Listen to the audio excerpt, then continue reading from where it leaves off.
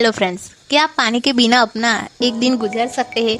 क्या आप बिना पानी पिए एक दिन भी रह सकते हैं?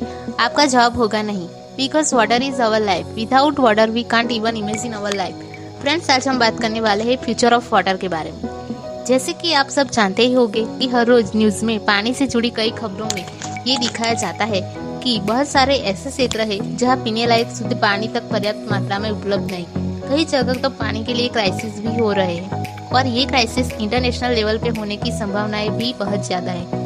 इन फ्यूचर इकोनॉमिक में पावरफुल वही राष्ट्र होगा जिसके पास वाटर का ज्यादा हिस्सा होगा। ये बात सोचने लायक है कि हम लोग जिस चीज को कुछ भी सोचे समझे बिना वेस्ट करते रहते हैं वो इतना ज्यादा इम्पोर्टेंट है कि ये इकोनॉमिक पावर की रीजन भी हो सकता है। जो कंट्री वाटर का अधिक मात्रा में स्ट्रांग होगी वो ही हर क्षेत्र में फर्स्ट होगी।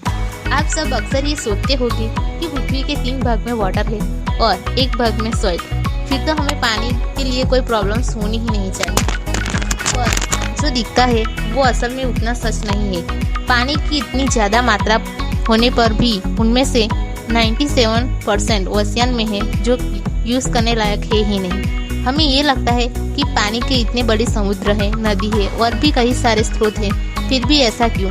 पर 2% फ्रेश वाटर आइस कार्स और स्नोवी माउंटेन के स्वरूप में मौजूद है। 0.3% वाटर ही मनुष्य के पीने लायक है।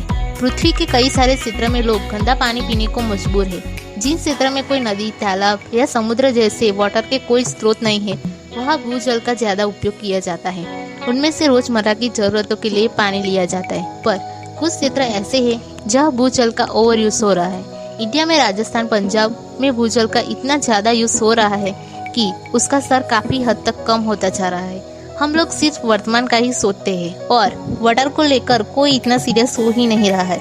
इसीलिए भविष्य में पानी के लिए विश्व युद्ध होने का दावा किया जाता है। जो देश वाटर की वैल्यू और फ्यूचर ऑफ वाटर को अच्छी तरह से समझ गए हैं उन्होंने तो अभी से वाटर को बचाने और भूजल का स्तर बढ़ाने के लिए कार्य कर दिया है। जो कंट्री अभी से भी वाटर के लिए जागरूक है वो ही कंट्री इकोनॉमिकली स्ट्रांग होगी और जो कंट्री अभी भी इस बात को सीरियस नहीं ले रही वो फ्यूचर में कई सारी समस्याओं का सामना कर रही होगी। इसी वजह से वाटर को प्राप्त करने हेतु युद्ध होने की संभावनाएं बहुत ज्यादा है। हम लोग को वाटर का वही उपयोग पता है जो हम करते हैं खेती में और रोजमर्रा की प्रवृत्ति में, पर इसके ऐसे भी उपयोग है जो हमें पता नहीं। जैसे कि विद्युत उत्पादन में ऐसे ही कई सारी कंपनी में वाटर की मदद से बहुत सारे कार्य किए जाते हैं। वाटर कभी भी एक जगह नहीं रुकता, वो कभी गन, प्रवाही और कभी वायु के स्वरूप में अपनी जगह बदलता रहता है।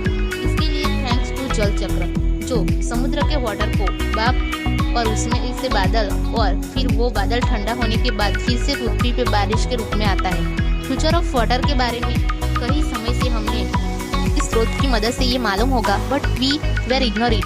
पर अब जब हम खुद ही वाटर की समस्या का सामना कर रहे हैं तब हमें मालूम होगा कि ये कितनी बड़ी समस्या हो सकती है और इसका कितना इफेक्ट हमारे जीवन पे हो सकता है। पर अभी कई विस्तार के लोगों को इस बात का अंदाजा भी नहीं है। हम लोग कोई भी समस्या हो तो पहला बार गवर्नमेंट पे करते हैं, पर गवर्नमेंट या कोई कुछ भी नहीं कर सकता जब तक हम पानी के लिए हर व्यक्ति खुद की जिम्मेदारी को नहीं समझेगा। गवर्नमेंट तो कुछ समय बाद चेंज हो जाती है, मगर ये समस्या का क्या, ये तो हमारी जागरूकता पर निर्भर है कि हम कैसे इसे सॉल्व करते हैं। Water is more valuable then everything, इतना भी शायद कम होगा क्योंकि water is our life. Water का कोई मूल्य है ही नहीं। अगर मान लो हमें वाटर को भी बाकी चीज़ों की तरह खरीदना पड़े तो क्या होगा, जरा अंदाजा लगाए। फिर तो हमारा सबसे ज़्यादा खर्च वाटर पे ही होगा। 1 डे का 500 लीटर पानी यूज़ होता है तो 1 लीटर की प्राइस सिर्फ 1 रुपीज़ है, तब भी हमारे बजट का सबसे बड़ा भाग वाटर पे ही खर्च होगा। और दूसरी कोई चीज़ के बिना तो हम रह सकते हैं, मगर वाटर के बिना हम कुछ समय भी नहीं रह सकते।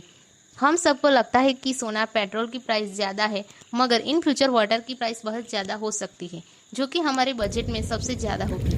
फ्रेंड्स, हम हर चीज़ खरीद सकते हैं मगर वाटर और ऑक्सीजन खरीदना किसी भी व्यक्ति के लिए बहुत ही मुश्किल है। 1 डे सिर्फ 500 लीटर के 500 खर्च हो तब भी ये बहुत ही महंगा होगा। और खेती का क्या, उसमें तो कितना सारा वाटर यूज़ होता है, वो कैसे पॉसिबल होगा। अब आप समझ गए होंगे कि पानी की एक बूंद भी वेस्ट करना हमारे फ्यूचर के लिए बहुत ही खतरनाक साबित हो सकता है। तो आज से ही सिर्फ उतना ही वाटर का उपयोग करें जितनी ज़रूरत है और वाटर को एक नहीं ज़्यादा बार यूज़ करें। उसमें भी रिसाइकल को अपनाएं।